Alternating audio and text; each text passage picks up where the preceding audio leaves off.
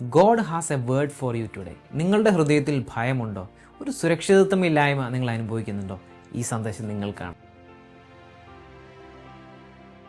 എബ്രായർക്ക് എഴുതിയ ലേഖനം 13:6 ഇങ്ങനെ പറയുന്നു, കർത്താവ് എനിക്ക് സഹായിയാണ്, ഞാൻ ഭയപ്പെടുകയില്ല. ഇന്ന് പലർക്കും ഉള്ളിലൊരു ശബ്ദമുണ്ട്, എന്ത് സംഭവിക്കും, എനിക്കത് സാധിക്കുമോ?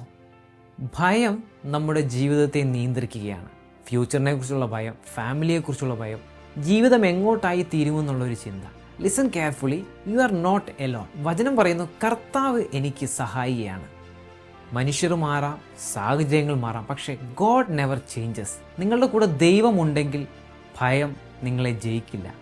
പ്രശ്നങ്ങൾ വലിയതാകാം, പക്ഷേ ഗോഡ് ഈസ് ഗ്രേറ്റർ. നിങ്ങൾ ഇന്ന് ഭയത്തിൽ കഴിയുന്നുണ്ടെങ്കിൽ കർത്താവ് പറയുന്നു, don't be afraid, I am with U.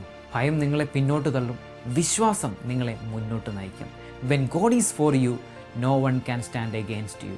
ദൈവം നിങ്ങളുടെ പക്ഷത്തുണ്ടെങ്കിൽ നിങ്ങൾ ഒരിക്കലും ഒറ്റയ്ക്കല്ല. ഭയമല്ല നിങ്ങളുടെ ഭാവി നിശ്ചയിക്കുന്നത്, കർത്താവാണ് നിങ്ങളുടെ ഭാവി നിശ്ചയിക്കുന്നത്. നമുക്കിങ്ങനെ പറയാം, കർത്താവ് എനിക്ക് സഹായിയാണ്, ഞാൻ ഭയപ്പെടുകയില്ല.